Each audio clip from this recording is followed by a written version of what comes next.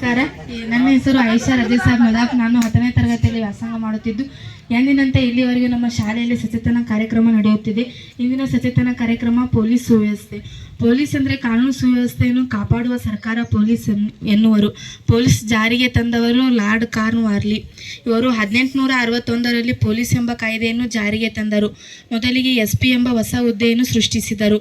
1793ರಲ್ಲಿ ಪ್ರತಿ ಜಿಲ್ಲೆಗೊಂದು ಠಾಣೆಗಳು ಮತ್ತು ಹಳ್ಳಿಗೊಂದು ಚೌಕಿಗಳನ್ನು ಇರುತ್ತಿದ್ದವು. ಪೊಲೀಸರು ದೇಶದ ಕಾನೂನು ಮತ್ತು ಸುವ್ಯವಸ್ಥೆಯನ್ನು ಕಾಪಾಡುವ ಪ್ರಮುಖ ಸರ್ಕಾರ ಸಿಬ್ಬಂದಿಯಾಗಿದ್ದಾರೆ. ಸಾರ್ವಜನಿಕ ಜೀವ, ಆಸ್ತಿ ಮತ್ತು ಹಕ್ಕುಗಳನ್ನು ರಕ್ಷಿಸುವುದು ಇವರ ಪ್ರಮುಖ ಕರ್ತವ್ಯವಾಗಿದೆ. ಅಪರಾಧಗಳನ್ನು ತಡೆಗಟ್ಟುವುದು, ಅಪರಾಧಗಳ ವಿರುದ್ಧ ಕಾನೂನು ಕ್ರಮ ಕೈಗೊಳ್ಳುವುದು ಮತ್ತು ತನಿಖೆ ನಡೆದು ಇವರು ನ್ಯಾಯಾಲಯಕ್ಕೆ ಸಾಕ್ಷಿಗಳನ್ನು ಒದಗಿಸುವುದು ಪೊಲೀಸರ ಪ್ರಮುಖ ಜವಾಬ್ದಾರಿಯಾಗಿದೆ. ಪೊಲೀಸರು ಸಂಚಾರ ನಿಯಂತ್ರಣ, ಸಾರ್ವಜನಿಕ ಸಭೆಗಳು ಮತ್ತು ಉತ್ಸವಗಳಲ್ಲಿ ಭದ್ರತೆಯನ್ನು ಒದಗಿಸುವುದು, ಮಹಿಳೆಯರು ಮತ್ತು ಮಕ್ಕಳ ರಕ್ಷಣೆ, ಅಪರಾಧಗಳ ತನಿಖೆ ಮಾಡುವುದು ಇವರ ಪ್ರಮುಖ ಕಾರ್ಯವಾಗಿದೆ. ಪೊಲೀಸರು ಪ್ರಾಮಾಣಿಕತೆ, ಶಿಸ್ತು, ಧೈರ್ಯ ಮತ್ತು ಸೇವಾ ಮನೋಭಾವನೆಯಿಂದ ಸಮಾಜದಲ್ಲಿ ಶಾಂತಿ ಮತ್ತು ಭದ್ರತೆ, ನ್ಯಾಯವನ್ನು ಕಾಪಾಡುವುದು ಇವರ ಪ್ರಮುಖ ಮಹತ್ವವಾಗಿದೆ. ಜನರು ಇವರನ್ನು ಜನರ ಮಿತ್ರರು ಎಂದು ಕರೆಯುತ್ತಾರೆ. ಇವರ ಕಾರ್ಯಗಳು: ನಾವು ಪೊಲೀಸ್ ಹ್ಯಾಂಗ್ ಆಯ್ಕೆ ಆಗ್ತೀವಿ ಅಂದ್ರೆ, ದ್ವಿತೀಯ PUC ನಂತರ ಸ್ಪರ್ಧಾತ್ಮಕ ಪರೀಕ್ಷೆಯ ಇಲಾಖೆಯ ಮೂಲಕ ಪೊಲೀಸರನ್ನು ಆಯ್ಕೆ ಮಾಡ್ತಾರೆ. ಪೊಲೀಸರ ಕಾರ್ಯಗಳೇನಂದ್ರೆ,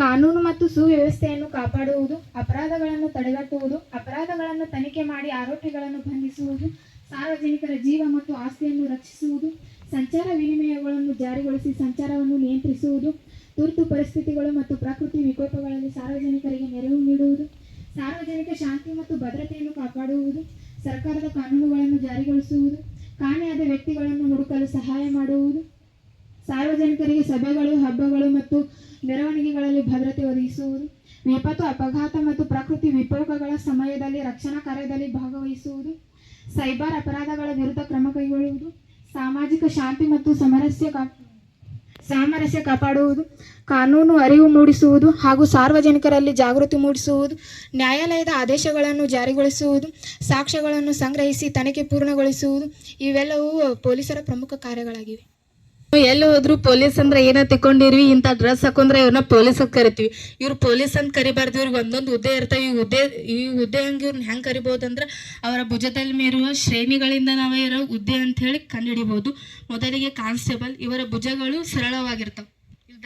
ಇವ್ರ ಕಾನ್ಸ್ಟೇಬಲ್, ಇವರ ಭುಜಗಳು ಸರಳವಾಗಿರ್ತಾವೆ. ಅವ್ರ ಭುಜಗಳು ಸರಳವಾಗಿರ್ತಾವೆ. ನೆಕ್ಸ್ಟ್ ಹವಾಲ್ದಾರ್. ಇವರ ಭುಜದ ಮೇಲೆ 3 V ಆಕಾರಗಳು ಇರ್ತಾವೆ.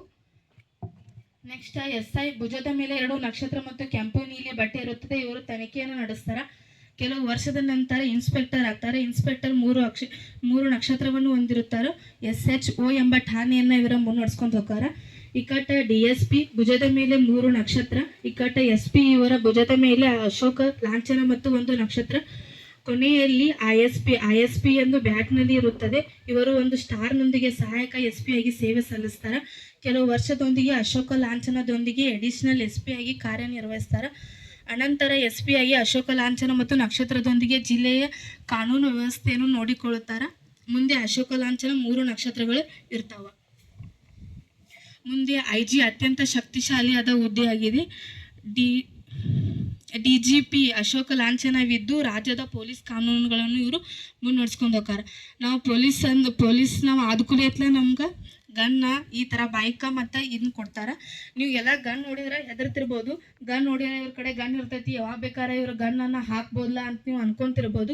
ನನಗೂ ಇದಾಗ ಗೊಂದಲಾಗಿದ್ದು, ನಾವು ಒಂದ್ಸಲ ಸ್ಪೋರ್ಟ್ಸಿ ಬೆಂಗಳೂರಿಗೆ ಹೋಗೋ ಮುಂದೆ ಟ್ರೈನ್ದಾಗ ನನಗೂ ಒಬ್ಬರು ಪೊಲೀಸರು ಸಿಕ್ಕಿದ್ರು. ಅವ್ರನ್ನ ಕೇಳಿದ್ನೆ, ನಿಮ್ಮ ಕಡೆ ಗನ್ ಇರ್ತೈತಿಲ್ಲ ರೀ, ನೀವು ಗನ್ ಯಾವಾಗ ಬೇಕಾದ್ರೆ ಹಾಕ್ಬೋದಲ್ಲ ಅವ್ರ ಮೇಲೆ, ಅಪರಾಧಿಗಳ ಮೇಲೆ ಅಂತ ಹೇಳಿದ್ರು. ಇಲ್ಲ, ಅವ್ರು ಎಷ್ಟೇ ಅಪರಾಧಿ ಆದರೂ ಅವ್ರ ಮೇಲೆ ಪೊಲೀಸರು ಐತ್ಲ, ನಾವು ಅವ್ರನ್ನ ಗನ್ ಅವ್ರ ಮೇಲೆ ಪ್ರಯೋಗ ಮಾಡಬೇಕಾದ್ರೆ ಅದಕ್ಕೆ ಕೋರ್ಟ್ ಆದೇಶ ಬೇಕು. ಅವ್ರು ನಮ್ಮ ಜೈಲ್ದಿಂದ ಎಷ್ಟು ಸಲ ಬಿಡಿಸ್ಕೊಂಡು ಹೋದ್ರೂ ಅವ್ರಿಗೆ ಕೋರ್ಟ್ ಆದೇಶ ಇದ್ರೆ ಮಾತ್ರ ನಾವು ಗನ್ನನ್ನು ಅವ್ರ ಮೇಲೆ ಪ್ರಯೋಗ ಮಾಡ್ಬೇಕಂತ ಹೇಳಿದ್ರು ಅವ್ರ. ಮತ್ತು ನೆಕ್ಸ್ಟ್ ನಾವು ಎಲ್ಲಿ ಪೊಲೀಸರದ್ದು ಬಂದ್ರತಿಕೋ ಅವ್ರು ನೋಡಿ ಓಡಿ ಹೋಗೋದದು ಮಾಡಬಾರ್ದು. ಇದಕ್ಕಂದ್ರೆ ಅವ್ರು ನಮ್ಮ ರಕ್ಷಣೆಗಾಗಿ ಇರ್ತಾರ, ಅವ್ರು ನಮ್ಮ ರಕ್ಷಣೆ ಸಂಬಂಧ ಬಂದಿರ್ತಾರ. ಅವ್ರು ನೋಡಿ ಓಡಿ ಹೋಗೋದದು ಮಾಡಬಾರ್ದು. ಅವ್ರು ನಮ್ಮನ್ನ ಏನೂ ನಾವು ತಪ್ಪು ಮಾಡಿದ್ರೆ ಅಷ್ಟೇ ನಮ್ಮ ತಗೊಂಡ ಜೈಲಿಗೆ ಹೋಗಿ ಹಾಕ್ತಾರ ಅವ್ರು. ಅದು ಜೈಲಿಗೆ ಹೋಗಿ ಹಾಕಿರೋ ನಮ್ದು 24 ತಾಸು ಗಂಟೆ ಮಾತ್ರ ಅಷ್ಟೇ ನಾವು ಜೈಲೊಳಗೆ ಇರ್ಬೇಕು. ಅಕಸ್ಮಾತ್ 24 ಗಂಟೆ ಆದ್ಮೇಲೆ ಅವ್ರು ನಮ್ಮ ಜೈಲೊಳಗೆ ಇಡ್ಸ್ಕೊಂಡ್ರೆ ನಾವು ಇಮಿಡಿಯೇಟ್ ಆಗಿ ಅವ್ರ ಮೇಲೆ ಕೇಸ್ ಹಾಕೋ ಜವಾಬ್ದಾರಿ ನಮ್ಗೆ ಇರ್ತೈತಿ. ಅಕಸ್ಮಾತ್ ನಾವು ತಪ್ಪು ಮಾಡಿದ್ವಿ ಅಂದ್ರೆ ಆ ಪೊಲೀಸ್ ನಮ್ಮನ್ನ 24 ಗಂಟೆ ಒಳಗೂ ಜೈಲೊಳಗೆ ಇಟ್ಕೊಂಡು ಅದ್ರ ಗಂಟೆ ಒಳಗನ ಅವ್ರು ನಮ್ಮ ಕೋರ್ಟಿಗೆ ಹೋಗಿ ಈ ವ್ಯಕ್ತಿ ತಪ್ಪು ಮಾಡ್ಯಾನ ಇವ್ನ ಜೈಲೊಳಗೆ ಇಟ್ಸ್ಕೋಬೇಕಂದ್ರೆ ಮಾತ್ರ ಇಟ್ಸ್ಕೋತಾರ ಅವ್ರು. ಅಕಸ್ಮಾತ್ 24 ಗಂಟೆ ಆದ್ಮೇಲೆ ಅವ್ರು ಬಿಟ್ಕೊಂಡ್ರೆ ನಾವು ಅವ್ರನ್ನ ತಕ್ಷಣ ನಾವು ಜೈಲ್ದಾಗಿದ್ರು ಅವ್ರ ಮೇಲೆ ಕಂಪ್ಲೇಂಟ್ ಹಾಕೋ ಅವಕಾಶ ಇರ್ತೈತಿ. ಈಗೊಂದು ನಿಮ್ಮಂದ ಪೊಲೀಸ್ ಒಂದು ಅಭಿನಯ ಮಾಡಿ ತೋರಿಸ್ತೀವಿ.